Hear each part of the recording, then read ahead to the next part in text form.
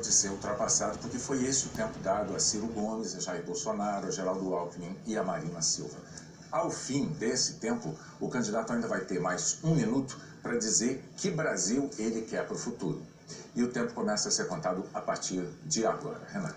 Candidato, boa noite novamente. Boa noite. O PT, nas 2 vezes em que esteve à frente da presidência da República, com Lula e depois com Dilma, protagonizou os maiores escândalos de corrupção da história recente do país. O Mensalão e o Petrolão, envolvendo 12 bilhões de reais em desvios. Nem Lula, nem Dilma, nem o PT jamais fizeram uma autocrítica. As pesquisas mostram que o eleitor quer um governo honesto. Como é que o senhor vai convencer o eleitor de que a corrupção não vai continuar no novo governo do PT, se não há uma autocrítica, se não há um pedido de desculpas ao povo brasileiro pelos bilhões desviados por causa da corrupção? Bom, boa noite, Renata. Boa noite, William. Boa noite, telespectador. Boa noite, presidente Lula, que milhões de brasileiros gostaríamos de ver nessa cadeira concorrendo à corrida presidencial. Eu divido essa questão da corrupção da seguinte maneira. Eu acho que há 2 governos possíveis em relação à corrupção. Um governo que fortalece as instituições que combatem a corrupção, Polícia Federal, Controladoria Geral da União, Ministério Público e Poder Judiciário, e governos que enfraquecem essas instituições.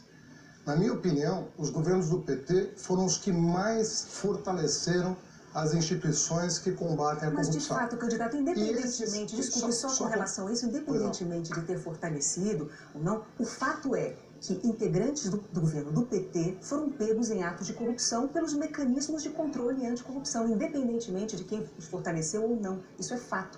Eu volto a repetir, será que uma autocrítica, um pedido de desculpas, um meia-culpa mesmo ao povo brasileiro? Minha resposta.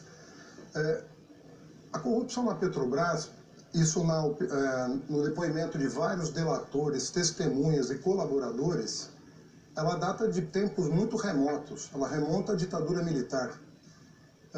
E todos foram unânimes em dizer que é de muito tempo. Se você não fortalece os mecanismos de combate à corrupção, você não descobre a corrupção.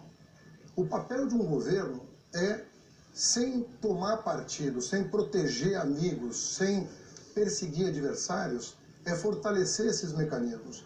E a própria Polícia Federal, o próprio Ministério Público reconhecem que os governos petistas foram os que mais apoiaram essas instituições. Bom, o senhor mencionou a Petrobras, mas é fato, todas as investigações da Lava Jato apuraram isso, e as nomeações de diretores da Petrobras passavam, sim, pelo presidente Lula, pelo então presidente Lula. A gente sabe, inclusive, que Renato Duque era, dentro da Petrobras, segundo a Lava Jato, responsável pela propina do PT. O presidente Lula se encontrou com Renato Duque no aeroporto de Congonhas para falar sobre as denúncias de corrupção. Ele confessou isso, né?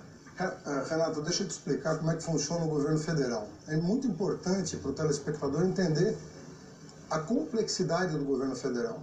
O presidente da República, ele escolhe o presidente da empresa, ele escolhe os membros do conselho, a quem ele convida, com participação inclusive da iniciativa privada, mas é muito difícil para um presidente se imiscuir em assuntos assim, de cada diretoria, tanto é que os diretores da Petrobras não despacham com o presidente da República. Por que o presidente Lula se encontrou com Renato Duque no aeroporto de Congonhas? Depois de deixar a presidência, em função de um rumor. E Dilma Rousseff era presidente do Conselho de Administração. Sim, que afastou Renato Duque quando tomou posse, a partir de um rumor de que ele poderia estar envolvido num esquema de propina. Esses diretores todos já tinham sido afastados.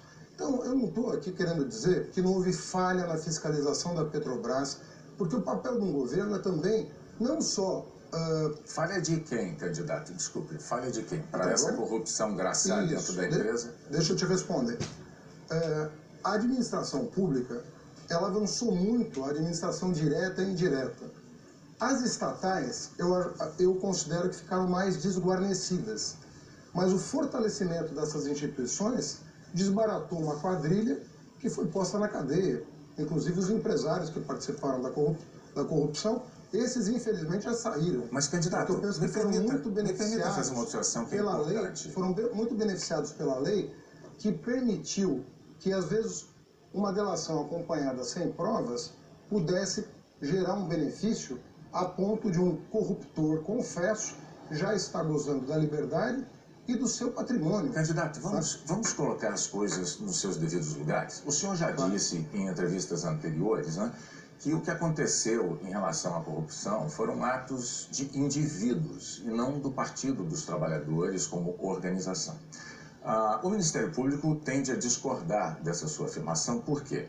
No levantamento do próprio Ministério Público, quando a gente olha aqui a lista, a gente vê entre presos, condenados, investigados e réus na Lava Jato, o que é que tem do PT? Tem 2 ex-presidentes da República, Lula e Dilma.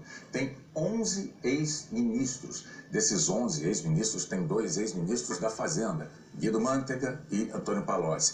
Tem 4 ex-presidentes do Partido dos Trabalhadores, eu posso nomeá-los, se o senhor preferir. Tem 3 tesoureiros, ou seja, os procuradores, diante dessa situação, eles dizem o seguinte: não havia ali atos isolados, o que havia ali era uma situação sistêmica, organizada. Eu gostaria de saber como é que o senhor se contrapõe a essa evidência. Olha, na verdade, o financiamento empresarial de campanhas criou uma série de brechas que permitiram a pessoas, algumas tentarem ajudar o partido de forma irregular e outras enriquecerem pessoalmente. Agora, eu não condeno ninguém por antecipação. Você citou pessoas que já foram, inclusive, excluídas de processos penais. Eu citei pessoas que estão presas ou condenadas, ou que são réis, ou que foram investigadas. Vamos falar de um nome conhecido. A presidenta Dilma não é ré em nenhuma ação que eu tenha conhecimento. Você tem conhecimento de uma ação investigada, candidato? Não, mas espera aí. Presos, condenados, investigados. Investigado. A Rede Globo é investigada. Mas não, a Rede Globo não é essa a questão, candidato. O senhor se apresenta aos eleitores brasileiros como candidato do Partido dos Trabalhadores. Me permita, o senhor se apresenta como candidato à presidência da República pelo Partido dos Trabalhadores.